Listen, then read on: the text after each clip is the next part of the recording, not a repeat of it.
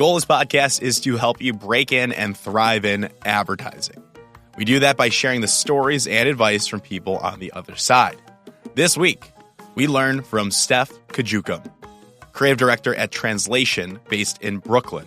From her portfolio site, she states she is a small, super foul-mouthed, scrappy, style-obsessed, and slightly emo person with a firm understanding of the power of alliteration.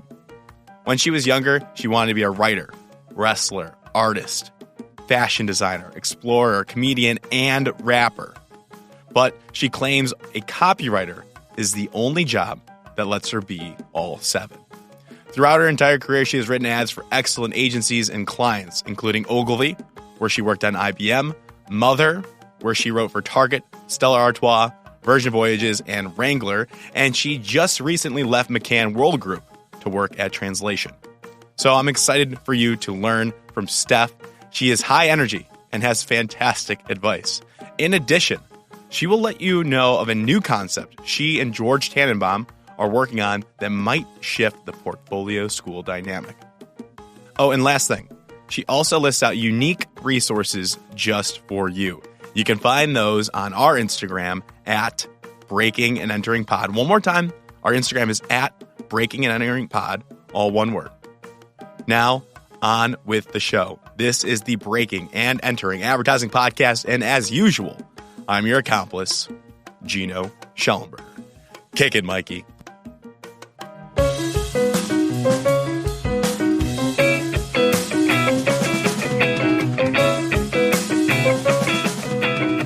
All right. Steph Cajucom, welcome to the Breaking and Entering Advertising Podcast. Did I say your name correctly? Yes, you did. And hi, thank you for having me. I'm so excited to talk with you. You were recommended by George Tannenbaum, correct? Yes. Amazing. And you worked with him a little bit. You guys have a class that actually is really interesting to me that we'll talk about later. But what's that called? Just right off the bat. Ad House, in-house. And that's through Ad House. It's through Ad House, but it's kind of like an offset of it. It's a new kind of ad school. It's free. It's for people who are trying to break into the industry, who I assume are a lot of your audience, but people trying to break into the industry, having a hard time. They don't have, the portfolio. They don't have the network. They can't afford advertising school, or they're kind of making a weird transition into a new career. It's people that are really trying to break in, having a hard time. We give them a real client, real briefs, and at the same time teach them like real world ad stuff so that they can get their books together and produce some work and get some work. Amazing. And make some money. What was that last part? And make some money. So it's an ad class where you get paid to learn. Exactly. That's unheard of. How long is this program usually? So, we only did one. We only did one, and it was an 8-week course. 8-week course, one class, 8-week course. Got it. And you get paid potentially. You get paid $250 a class, which isn't, oh my God, but it's a free class and you're still getting paid for the work you're doing. Tell me how that works again. So we have a client. So the client it's Globant. It's this huge tech company, but the CMO of that company is a former colleague of ours. We worked all together at Ogilvy. So the client truly, his name is Todd. He's amazing. He sends us the briefs. We brief the students. They work on the work while we're teaching them ad stuff. And then they present to the client. And then at the end of it, the goal is to have work bought in and have work produced. And that's kind of where we're at now. I don't want to say too much, but that's kind of the process. Wow. Interesting. And you did one class. So, we did one course. One session. Yeah, exactly. And interesting. And how many is it? One creative brief for the 8 weeks? Is it working on 1, 2? Perfect. That's so interesting. I haven't heard of that, and I don't know if that sounds like a new concept to me. In the 130 plus episodes, I haven't heard of anything like that. Love to hear that. That's why I wanted to do it. George came to me with the idea because he just is, one, brilliant, but two, he just saw two problems. Right? There are people that want to break into the industry and can't. They can't. Like I said, it's like ad school is expensive. Not everyone can go. If you don't have a portfolio, you can't get work. But it's like one of those like Ouroboros things, the snake eating its own tail. You can't get work, but you can't build a portfolio. So what do? You don't have a network because you're starting out. So he's like, let's help those people. But at the same time, companies are having a big issue training creatives. It's like they don't have the resources for it. They don't have the time for it. So can we help companies train creatives and help creatives break in? So that's kind of the start. I want to poke at this though, because I am curious. Because is it art directors and copywriters only? So for the most part, I mean, which is fine. Who want to be art directors and copywriters. Yeah, it's a creative class. I feel like we're starting now, and George and I, that's what we know. So we started. But you're not having like an account. I mean, and like that doesn't necessarily make that much sense. As a person who worked in media who wants to be a creative join the class. So that's one of those things where I was saying like it's like people who also are making career transitions and they're like, how do I do that? And then we had another student who was a producer, a digital producer, and now he's a digital creative producer. He's got the creative title in after taking the course, and his idea is actually one of the ones that we're going forth with. Gotcha. So it's for people that are looking to break into a creative advertising-esque role. Exactly. Now, all right, this is why my question is. Sometimes these programs are like these briefs, like, and I don't foresee this being an issue with you and George. Sometimes these programs, they might not offer the most creative briefs, or they do, and but they could be quick sometimes, and they're moving fast. That the work that people create, the output, might not necessarily be book worthy. So, what are your thoughts to that? Say that's our job, me and George's job, to push the creative and the client. And I think Todd, he's creatively ambitious. So we weren't worried about the client's perspective on it and worried about briefs because we know what his goal is and we know him. Like we've worked with him.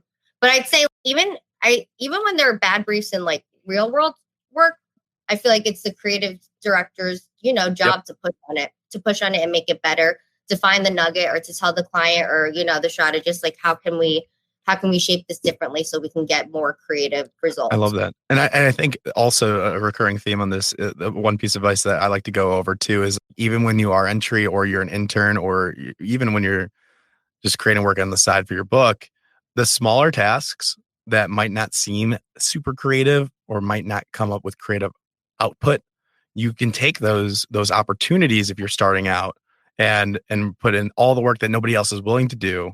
And if you are able to make something creative, then you're that much better for it. And then you'll get much more recognition because of it.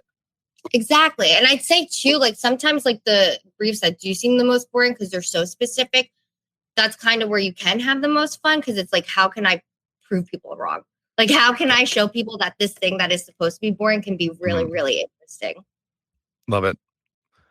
Already great stuff. But let's talk about who you are, Steph, to understand where this all came from, because it's such a great idea. But now we need to add some credibility to the.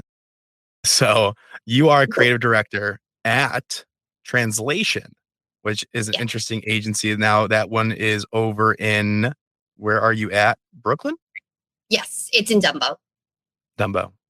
Okay. And is that where you're living, or are you working remote? No, I live in Chelsea, but I do go in. I don't go in much, but I'm supposed to go in more, and I will. Fair enough. Great. So Translation is a great agency. We had Anthony Williams on the podcast a while ago. Nice. He's great. He's, I think, an account supervisor. Yeah, he's my account guy on a project I'm working on. I didn't know that. I'm going to have to talk to him about that. Yeah, you both have great energy. So Translation must either give energy or attract energy. That's good. But yeah, tell us about Translation. Translation's great. So I just started about 4 or 5 months ago. What pulled me in was one, Jason Campbell, who's the head creative. My interview with him was like great. It was like no other interview I've ever had before. It was truly like us getting to know each other and him trying to understand how I think as an individual outside of work, which obviously influences a lot of the way that you think during work, but it wasn't work questions, if that makes sense. Sure. Help us paint that picture.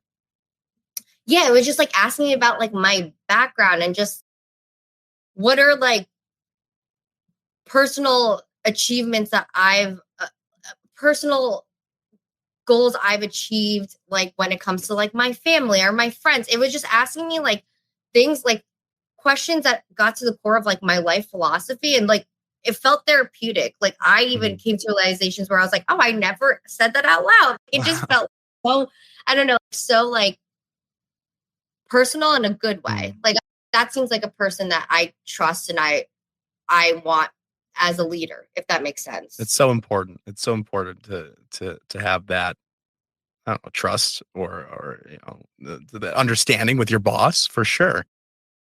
To get to know each other on that level is great, especially early on, because it's a fit. It's so important for who you're working for. So a lot of these times, these agencies, they have the same names all the time, but they shift around. People move, and you don't realize that when you're first starting out. You know the big names in your city, and we all know the big names, but people move and cultures change. So it's so important to get to know who you're working with, as opposed to going to those large names just because they're large names. Exactly. And knowing that the person who's at the top cares about the people, which it was like super clear to me that he does. And then also like my direct bosses, they're a team named Alex Little and Carson Jerkshap, but they were at McCann. I never worked with them at McCann, but like I had known of their work. So I knew that the work would be in a great place because their stuff is award winning, pushes boundaries, all that stuff. And then just translation as a whole, the stuff that they've been putting out or that they were putting out when I was interviewing, I was super impressed with. It felt like really fresh and it felt like actually true to creating culture. Like a lot of I feel like everyone's like, oh, we make culture shaping work, but I felt like they actually do. And there was a lot of opportunity to create traditional ads, but also stuff that's a little new. Anything stand out, either like when you were in that hiring process or that you've recently seen there that comes to mind? And I hate to put you on the spot, but I mean, I feel like this is an obvious one, but the Beats by Dre, You Love Me work, that was amazing. It won all the awards. It was beautiful. It got to a truth about, where we were or where we are. I love the NBA Lane stuff, like a totally different energy. Like it's fun, it's lively, it celebrates fandom. It was just Is that the 75th one? Yes. And they have a series of it too, so with the one off. No, those are great. I think, and I think Bill Russell was in that one. I don't know exactly if he just passed away, but just representing the history of the NBA and that culture and seeing all those people come together was so fun. Amazing. How many people work there? I want to say, oh my God, I don't know this. You only have been there for 4 months now, so this is probably not accurate. You don't even have to answer. I'm just guessing though. That's fine. No, that's fine. And I think Anthony spoke to that too. So, but it's a relatively smaller agency compared to McCann, where you were at before that, right? Yes. McCann's like a behemoth, correct? It is. Yes. So were you ready to go over to the smaller? What made you leave? Because you were there at McCann for 2.5 years. What triggered that leave? And was it because you wanted to get to a smaller, more nimble shop, more creative work? What was going on in your mind? Yeah, I think for me, what I was looking for was more of a challenge and more of a place that I could help shape. Like I love where translation is at right now because they're growing. They're growing at a pivotal moment, and I want to be a part of where it goes next. And I was super excited about the opportunity to do that, to be able to create work at a place that is truly defining itself and growing, and to be able to shape, the teams, like the structure, like that, to actually feel like you said, I love McCann and my work. My time there, I am super grateful for it. I had an amazing time there, but it is huge. So it is harder for a creative director or someone who was at my level to kind of to shape things. It's a global agency. So I was really excited and intrigued about that when it came to translation. And of course, the work. What's your vision now? So now that you have the opportunity of translation, what are your goals? I know you're just getting started there, but like, what's your vision? What do you want to do? Yeah, I think for me, my vision is to create ads that aren't just TV. and aren't just traditional media. Like I think a lot of my favorite work that I've done is the work I did with George at Ogilvy for IBM, and it was a lot of weird tech stuff. And I think we had such a great opportunity because we were working for IBM. We had direct access, developers. We were able to make like weird things. Like we did a tech dress for the Met Gala. We did like weird art installations with AI. So like creating advertising, quote unquote, that isn't just, a banner, a TV ad, a print ad, creating something beyond that helps people actually experience what we're trying to tell them the product or the brand stands for or does. That's what I'm excited about. And that's what I really want to do at Translation. Nice. Exploring interesting mediums outside the norm. I love that. Exactly. What do you do as a creative director? What's your team look like? So right now, I'm just finished one project that's actually launching tomorrow, but my team is pretty small. It was like, can we talk about the launch? Or, because this will probably be posted in a couple of weeks. Will we be able to talk about it? We can talk about it. Yeah, because it'll come out it airs tonight and then the launch is tomorrow. Okay, I believe then you'll be good. And I'll get back to you if like they're like, you can't talk about it yet, but I think we should. But yeah, so the work that's launching tomorrow, it's for T and it's for their platform that's called Dream in Black. And it's comprised of two things. They're rising future makers, and that's where they go to HBCUs and they pick out, students who are excelling and really just amplify them and help them out in any way possible. Nice. And then there's a part called Black Future Makers, and it's like Black excellence Black future makers, which are pretty much people who are thriving. Tabitha Brown is one of the Black future makers. John Legend, I believe, is one of them, but it's people that are really, they've done it. They're going far and they're excelling. But the work that we're launching is called the Black Futures Anthem. But it started because there is this amazing writer at Translation. He's young, raw talent. His name is Kofi Loss. He's an MC. He's a poet, and he wrote this poem that was just like beautiful. And it was all about how Black futures started generations ago, and they're shaped by the people who came before them. Mm-hmm. So that's what the crux of it is. You'll see like different families and kind of like home photos of the people that made them, some celebrities too, but all against this beautiful poem that Kofi wrote. But we're super excited about it. It's a 60-second film. And then we have a website where people can create their own 15-second film that has photos of their families. I love that. I'm so excited. That sounds amazing. What a great first project, and to be a part of something meaningful, something interesting. You gotta love that. So that sets the tone for a while, I'm sure. Yeah, like I was super excited. I like got right into it, and it was just like it was an honor to be a part of this one. Nice. But you are a writer. Yes. You when you were ACD or when you were a junior, you were a copywriter, and so you have that lens. What would you say your copywriting style leans towards? I guess it depends. I feel like when you're writing for a brand, it leans toward the brand. You know what I mean? Because you're always writing. I feel like copywriters are chameleons because you're kind of doing different voices. You're shifting into the personality of like whomever you're representing. But if I'm going my voice of the way I like to write on my own, it's usually like self-deprecating, a little humorous, a little, goofy. It's just me, Of course. Do you have side projects or like blog? I know George obviously has his blog, but what are you doing? Do you do anything on the side to express your creativity outside of advertising?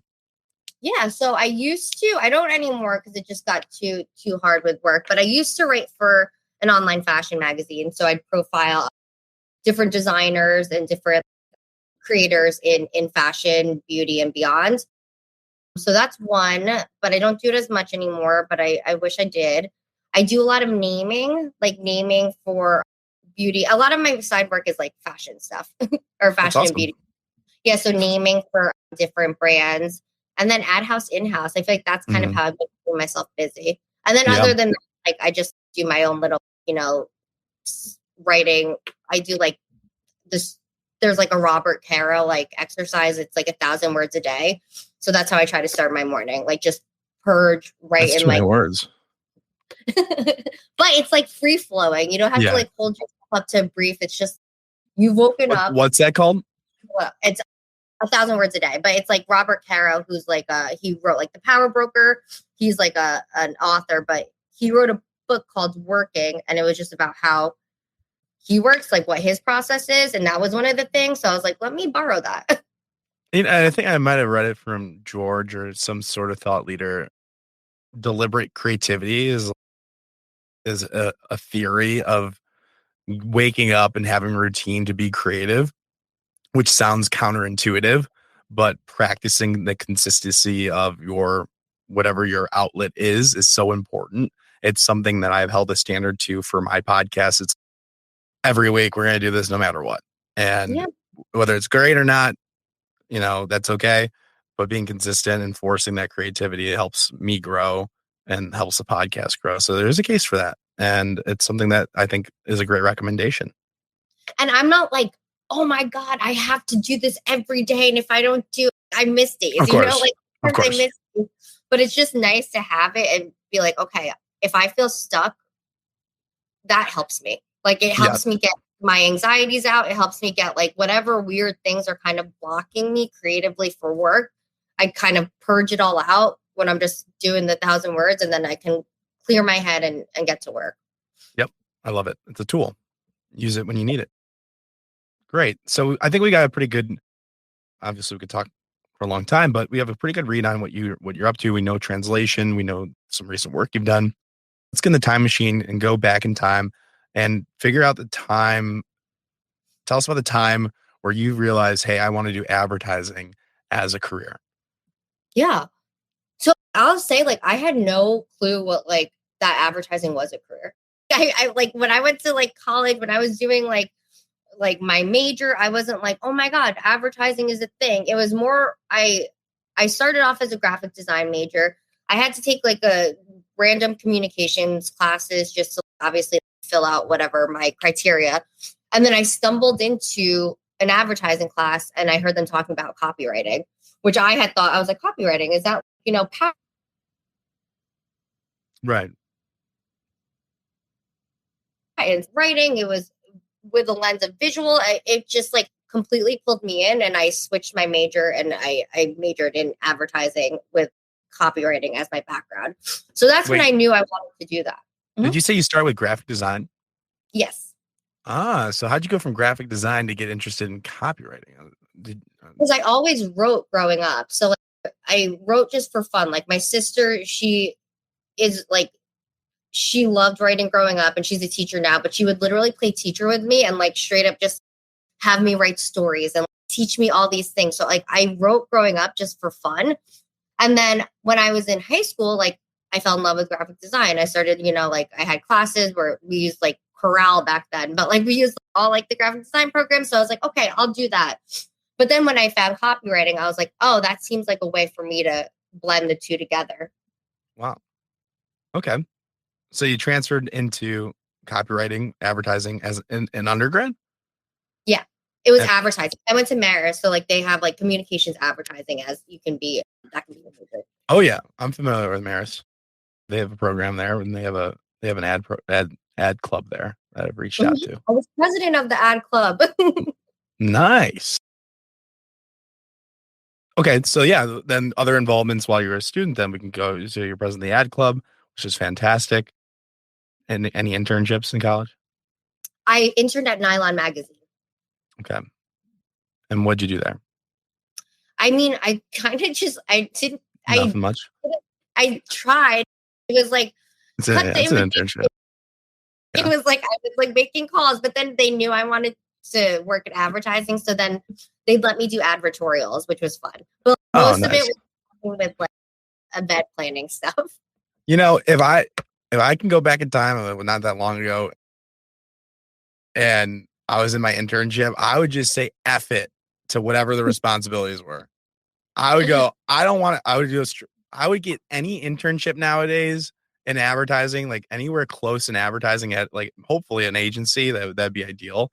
And whatever they placed me in, I was a media planner intern when I was in college. If I had that today, like if I had to go back in time knowing what I know now, I would just go, okay, I'm a media planner, but I'm really interested in copywriting. So can I go sit on the copywriting meetings for 40 hours a week and just like figure that out and just I bet that's a whole other conversation. But I was that's too, but like I also have no idea. I felt like it was nylon too, so everyone was like so cool.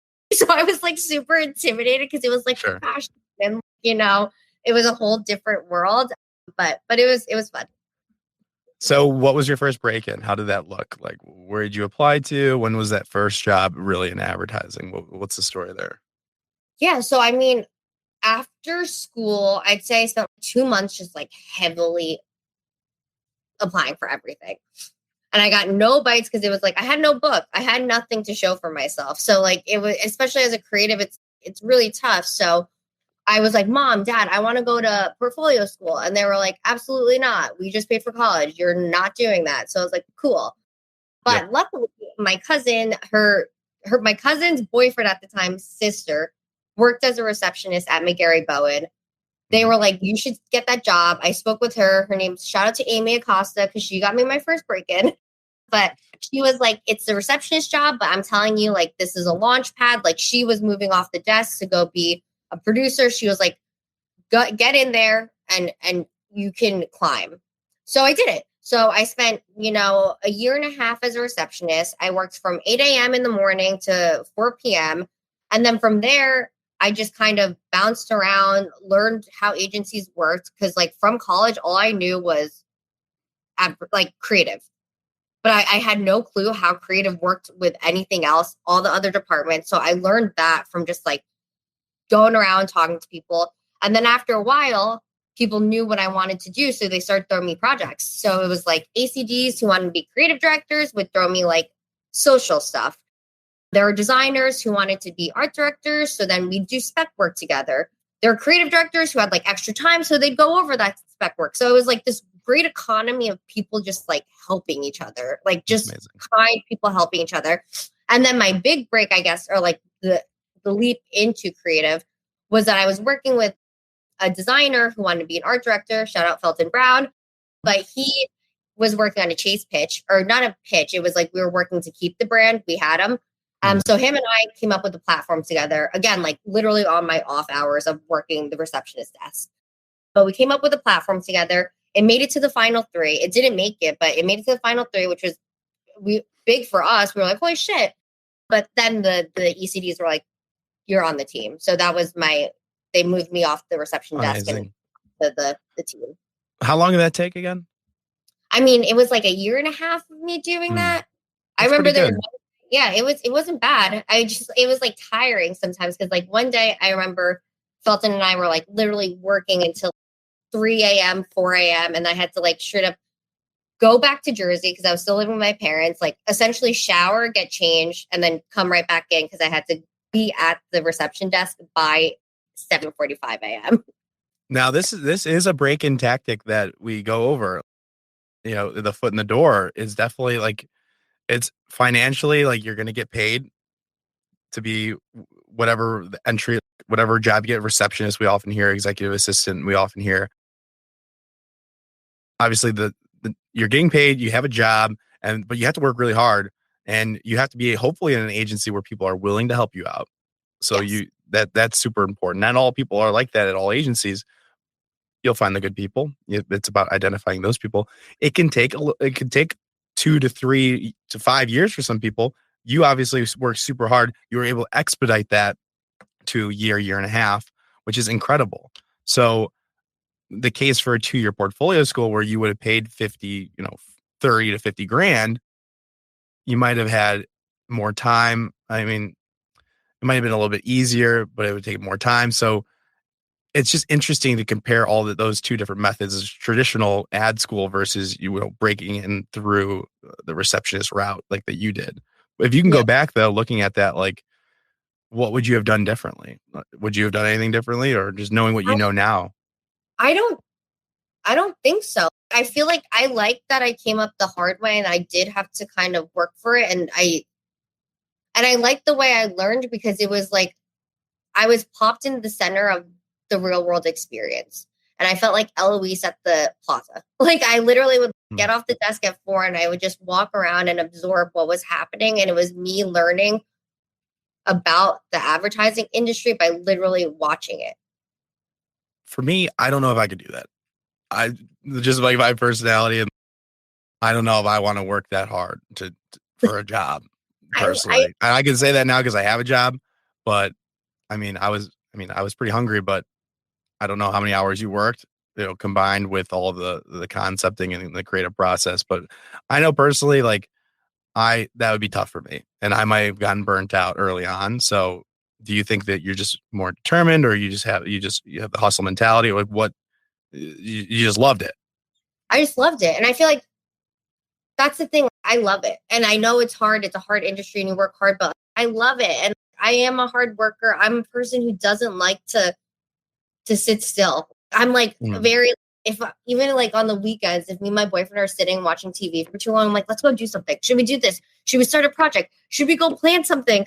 Like, I just have to, like, my brain, I don't know if you can tell, I'm pretty like high energy. My brain is like it's always moving. So I like it. Like if it's like a cattle dog.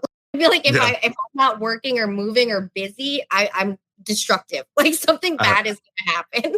I get that too. I mean, I'm not to that extent, but I definitely understand like what you're saying. So that's important to know, because your path is not directly applicable for everybody listening, and you clarifying like that personality, your mentality, that helps a lot, because then we don't have to tell everybody, hey, that's the only way. Like that's the best way. That was your way, which is good for you. And if people out there can resonate with that and they're like, yeah, I do need to keep busy, I can work the extra hours I want to, then you can bypass some of these paid options or look into the new one, ad house, in-house. Exactly. That's why I'm trying to shortcut it for them. So people don't have, I'm happy for the way it worked out for me, but so people don't have to go through that. That's why we have the program. Right. I love that.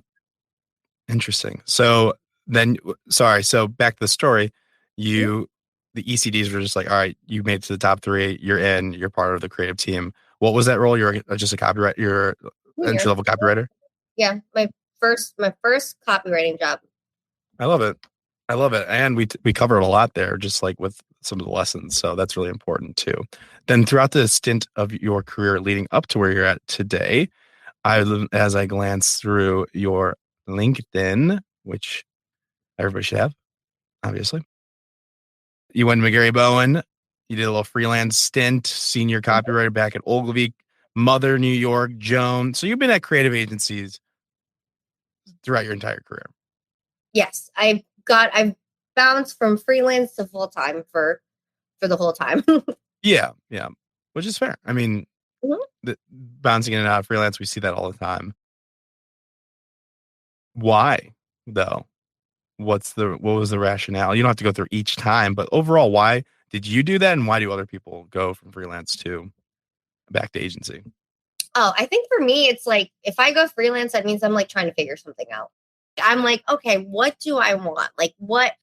I really am trying to settle myself in to be like, okay, what do you want for the next step of your career? And it's freelance to me is, okay, you're testing it out. You're testing out, like, you want a small place? Do you want a big place? What kind of brands? What kind of experience? What's most important to you? Like, it's like kind of like testing it. Yeah, exactly. That's smart. Okay, so let me dive into this then. So you went to McGarry Bowen, then you went freelance. You did work at BBDO in Dubai. Interesting. What was the rationale there? You wanted to see? For that one, McGarry Bowen, I got laid off because we lost Chase. Yeah, we lost Chase. So there was like a massive layoff, and I was one of them. But I literally was working 2 days after freelancing. I freelanced at an experiential shop, and then I freelanced I feel like after McGarry Bowen, once I started freelancing, I was like, okay, let me see what advertising is outside of just traditional. Because when I worked at McGarry Bowen, that was like, it was when the agencies were actually divided by traditional and digital work. And I worked traditional. So I was like, let me try to do something like new. So I did experiential. I did At BBDO, it was at Atmosphere Proximity, and that was all digital. It was like putting together the Dubai tourism site, which was like extensive writing, which was like boot camp for me, because It was like 300 points of interest, and each one had to be the 10-word version, the 25-word version, the 75-word version, the 200-word version. So it was like straight up like the best kind of practice for me at that point, because I was still a junior. I was young. Yeah.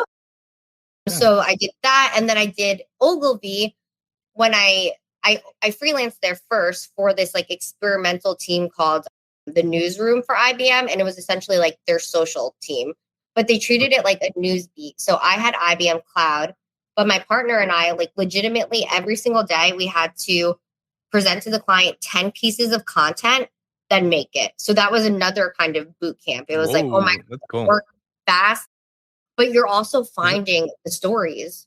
Was that George? That was, well, George. So then I moved on to the brand team from the social team. And then that's when I worked with George. Love it. Mm-hmm. Love it.